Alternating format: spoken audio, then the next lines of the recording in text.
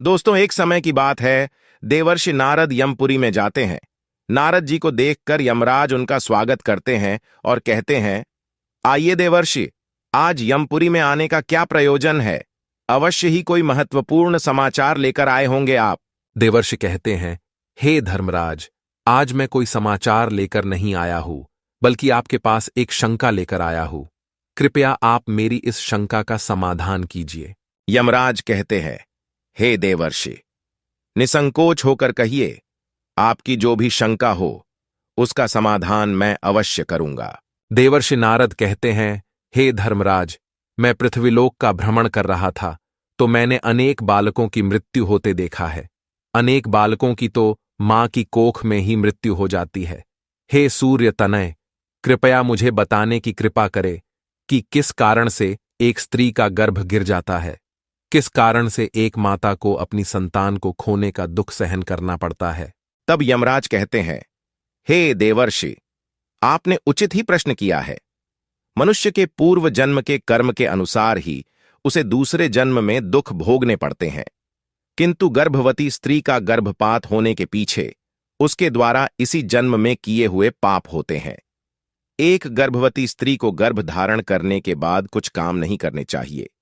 यदि वह स्त्री वह काम करती है तो निश्चित ही उसका गर्भपात हो जाता है। इस विषय में एक प्राचीन इतिहास कहा जाता है, जो मैं आपको सुनाता हूं। आप इस कथा को ध्यान से सुनिए। जो भी इस कथा को पूरा सुनता है, मैं उसके 32 अपराध माफ करता हूं। तब देवर्षि कहते हैं, हे धर्मराज, मैं इस कथा को पूरा अवश्य सुनूंगा। कृपया आप मुझसे वह कथा कहिए। तब यमराज देवर्षि को कथा सुनाने लगते हैं। हे देवर्षि, पूर्व काल की बात है। मध्य देश में एक अत्यंत शोभायमान नगरी थी। उस नगरी में रेवंत नाम का एक सेठ रहता था, जो बहुत अधिक धनवान था। उसके घर में किसी चीज की कोई कमी नहीं थी। उसकी एक पुत्री थी जिसका नाम रेवती था। उस सेठ ने अपनी पुत्री का विवाह एक दूसरे नगर में रहने वाले वैश्य के पुत्र के साथ कर दिया। रेवती अपनी पति के साथ रहने के लिए ससुराल में चली गई। ससुराल में जाने के बाद उसके ससुराल वाले रेवती के साथ बहुत प्रेम और सम्मान के साथ आचरण करने लगे। रेवती अपने ससुराल में बहुत प्रसन्न थी। रेवती की सास का नाम सुनंदा था, जो स्वभाव से अत्यंत क्रूर और दुष्ट स्वभाव की थी। रेवती दहेज में बहुत सारा धन लाई थी। इस कारण से सुनंदा रेवती का झूठ मूठ का सम्मान करती थी, उसे मीठी मीठी बातें करती थीं और अपने मायके से कुछ न कुछ लाने को कहा करती थी। रेवती अपनी सास की बात मानकर अपने पिता से कहकर वह घोड़े, गायें, बैल, अनाज, वस्त्र आदि चीजें मंगवाया करती थीं और उसके पिता भी सब कुछ खुशी खुशी उसे दे भी दिया करते थे। रेवती की सास का लालच बढ़ता ही जा रहा था। वह रेवती के मायके का सब कुछ हड़पना चाहती थी, लेकिन भोली भाली रेवती इस बात से अनजान थी। वह उसकी सास की मीठी मीठी बातों से जल्दी ही प्रसन्न हो जाती और उसकी हर बात को मान लिया करती थी।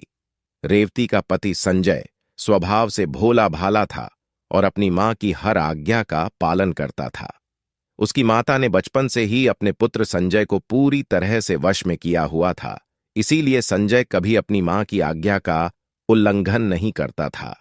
रेवती को उसके ससुराल में सभी का बहुत प्रेम मिलने लगता था, जिससे रेवती बहुत ही खुश रहने लगी थी।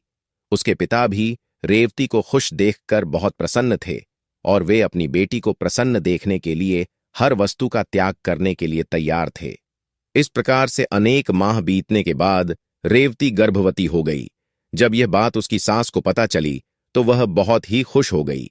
उसने तुरंत ही रेवती के माता पिता को इस बात की सूचना दी और साथ ही बड़ी बड़ी वस्तुओं की मांग की। रेवती के पिता इस समाचार को सुनकर प्रसन्न हुए और फिर वे बहुत सारे वस्त्र, अन्न धान्य, मिठाइयां और आभूषण लेकर रेवती के ससुराल में पहुंच गए। वहां पर उनका बड़े प्रेम और आदर के साथ स्वागत किया गया। रेवती भी अपने पिता को देखकर बहुत प्रसन्न हुई। फिर कुछ समय रुककर रेवती के पिता उसी दिन अपने घर लौट गए। अनेक दिनों तक रेवती का गर्भ बढ़ता गया और रेवती की सास भी उसका बहुत अच्छी तरह से ख्याल रखने लगी।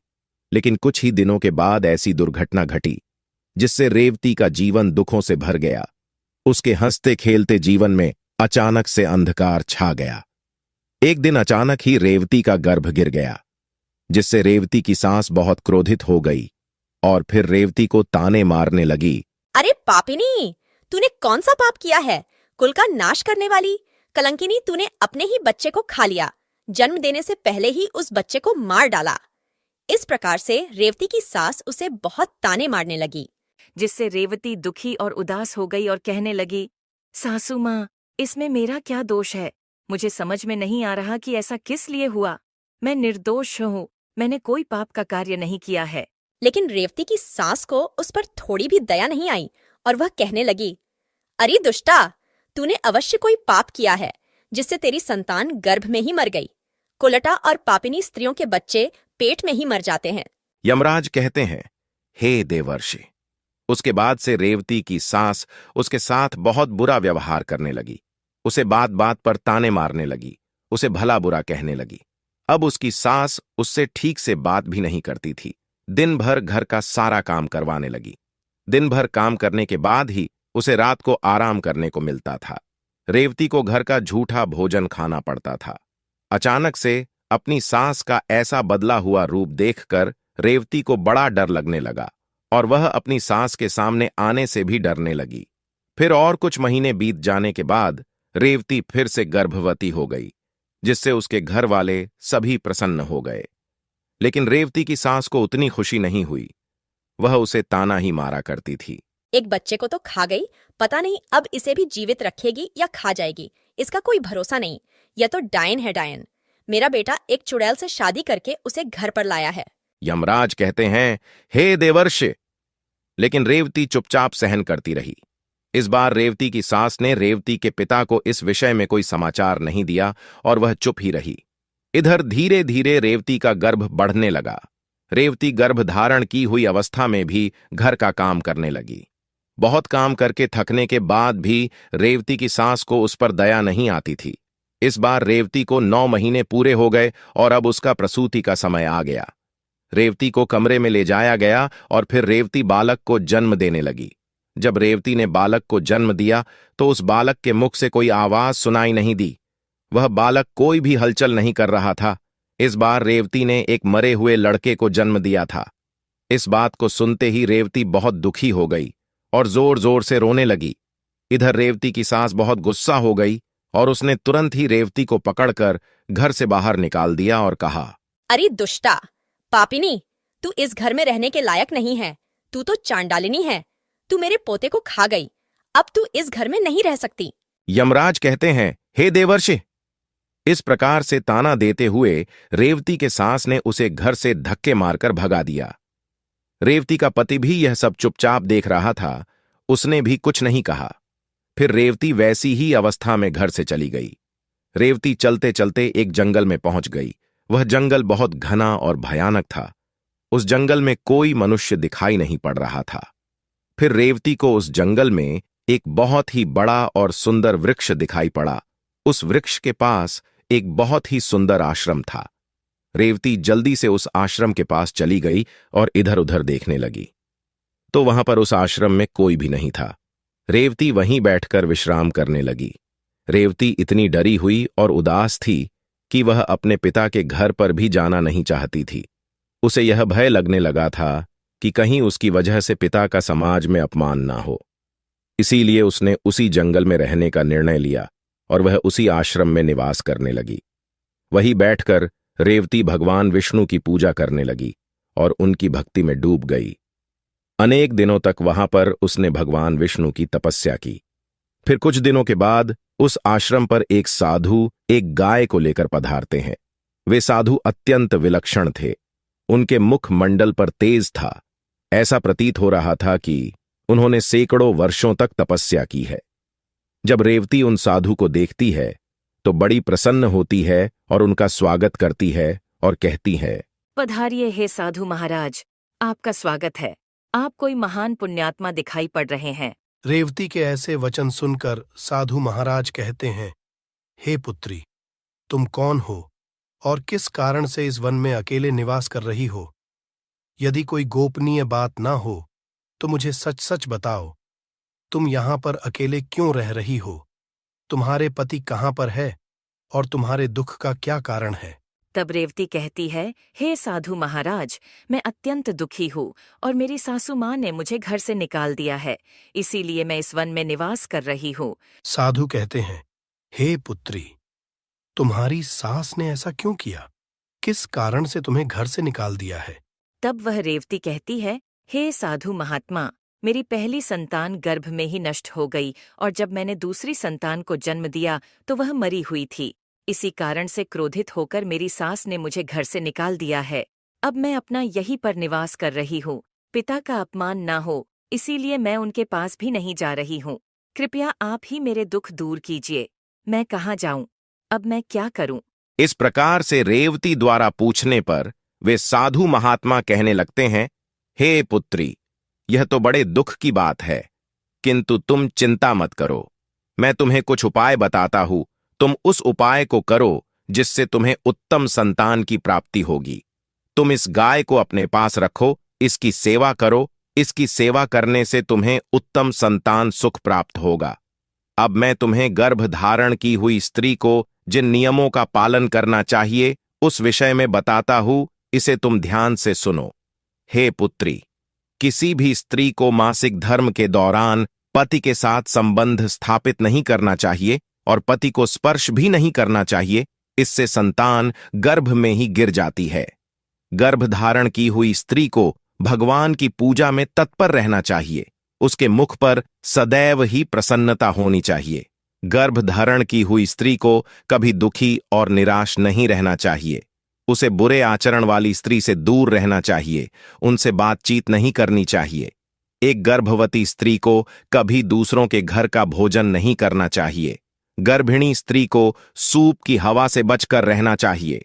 सूप की हवा लगने से भी गर्भ का नाश होता है।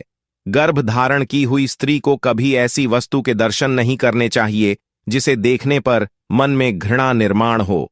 उसे भयानक और डरावनी कथाएं भी नहीं सुननी चाहिए। गर्भिणी स्त्री को अत्यंत गर्म भोजन नहीं करना चाहिए। पहले का किया हुआ भोजन जब तक अच्छी तरह से पच नहीं जाता तब तक दोबारा भोजन नहीं करना चाहिए। जिस स्त्री के बच्चे होकर मर जाते हो अथवा जो स्त्री वंध्या हो, ऐसी स्त्री से संपर्क नहीं करना चाहिए। जो भी स्त्री इन नियमों का पालन करती है वह उत्तम पुत्र को प्राप्त करती है।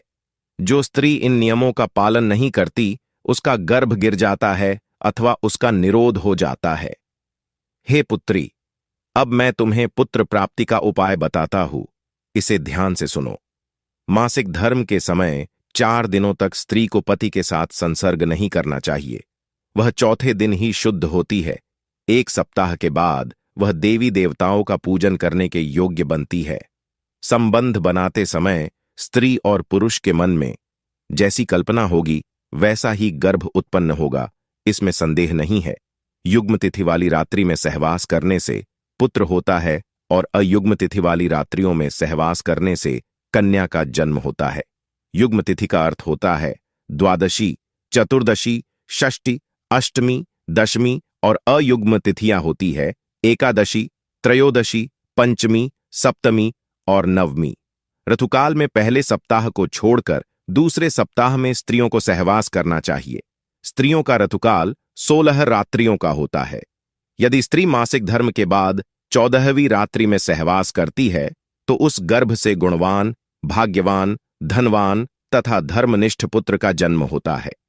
ऋतुकाल के 5वें दिन स्त्रियों को कटु, तीक्ष्ण और गर्म भोजन का परित्याग करके मधुर अर्थात मीठा भोजन करना चाहिए, क्योंकि स्त्रियों की कोख औषधि पात्र होती है और पुरुष का बीज अमृत तुल्य होता है। इसीलिए स्त्रियों को सहवास से पहले तीखा, कड़वा और गर्म भोजन नहीं करना चाहिए।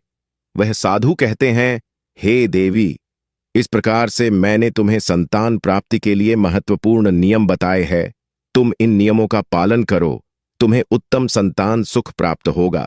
फिर रेवती कहती है, हे मुनिवर, इस समय पर मेरे पतिदेव मेरे पास नहीं है, तो मेरा उनसे मिलन कैसे होगा और किस प्रकार से मुझे संतान सुख प्राप्त होगा? साधु महात्मा कहते हैं, हे पुत्री, तुम अभी से इस गौमाता की सेवा करो, तुम्हारा पति स्वयं चलकर तुम्हारे पास आ जाएगा।